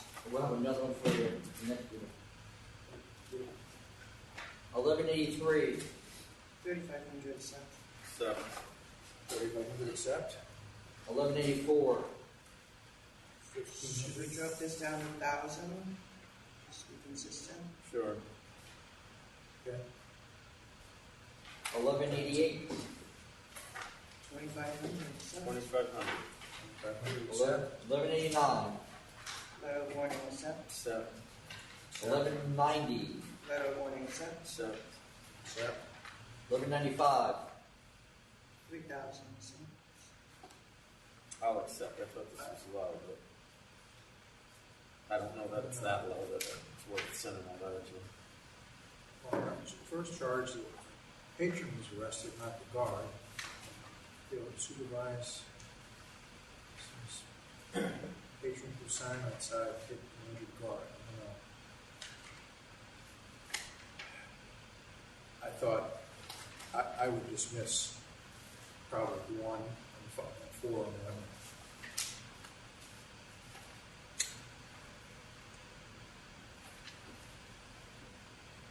And what's the other one? 4?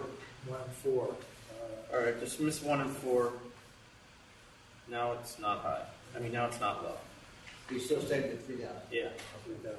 All right. Commissioner Pan, you good with Yes, that? that's fine. 1197. Letter of Accept. warning accept. Warning accept. 1198. That's sent here. Yeah. Letter of accept. Letter of warning. Because you can't prove it. Okay. I don't know. That's what I'm assuming. Okay. So letter of warning, Yep. Unchecked. a lucky day. 1200. Dismiss 1. This actually was an instance where the hearing was worth doing to find out what happened here. But it was properly dismissed. No, 1200. Oh. Accept. 1,200 accept. 3,000. I think they should be required to change the method of operation in this case. Is Accept and required to change method of operation? You want to come back here? Yes. Yeah, but they have to go to the community board Well- first. Well, So that's a C5. counter. well, can't we? I can remind them they need to, but then someone needs to follow up to see if they do it. But it wouldn't, if you're requiring it, then it's a counter offer. All right, required, make it a counter. And put on it that they have to go to the community board before it comes to the full board.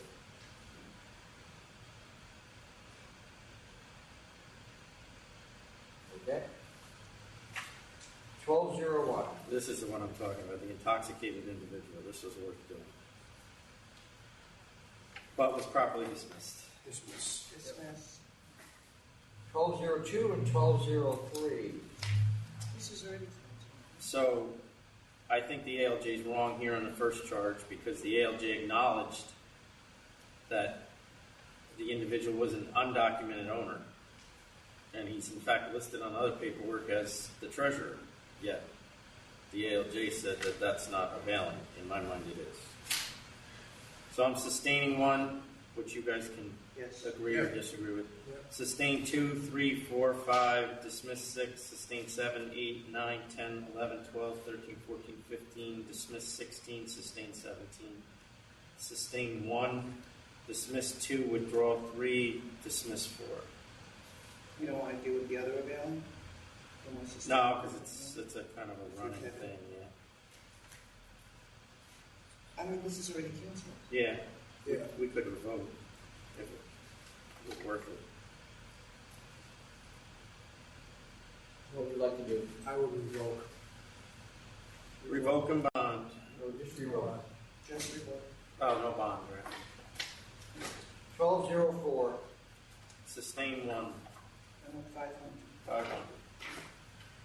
500. 1205, 06, and 07.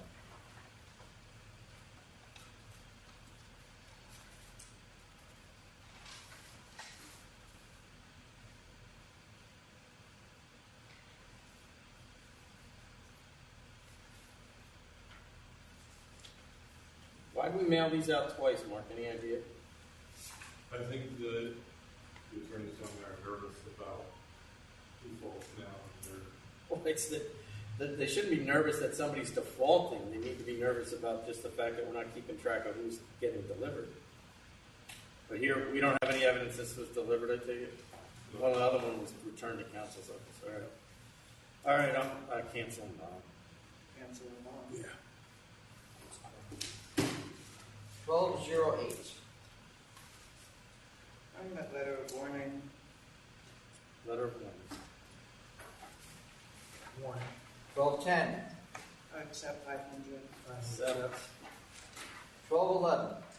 Accept. Accept 750. Accept.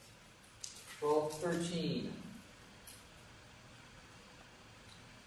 This one I don't understand. Why do we go to a letter of warning? Oh, she's in there. All right, it's minor. I'll accept. Same here. All right. Chairman, I have nothing else signed in. You have anything to... No. Okay, then we are adjourned. Thank you.